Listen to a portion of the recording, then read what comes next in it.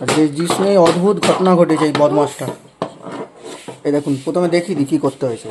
একটা এখানে দড়ি দিয়ে বেঁধেছি, আর একটার এখানে দড়ি দিয়ে বেঁধেছি।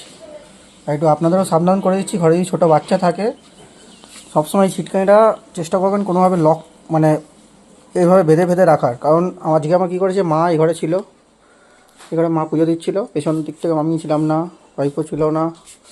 ও ভেতরে ঢুকে বাইরে দিয়ে এটাকে বন্ধ করে দিয়ে মাকে লক করে দিয়েছে, এটাকে লক করে দিয়েছে।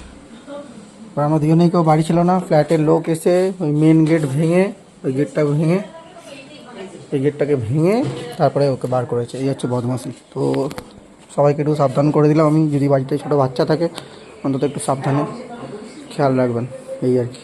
যদি লোকজন কম থাকে আর কি ঘরে, কারণ আজকে জিষ্ণু আর মাই ছিল। মাঝে মাঝে মা আর জিষ্ণুই থাকে, আমরা তো কাজের জন্য বাইরে যেতেই হয়, মাকেও ডিউটি যেতে, আমি তো থাকি না দেখছো না। এই বদমাশি করেছে আজকে। এই কী করেছো তুমি আজকে, কী করেছো বলো? বদমাশি করেছো?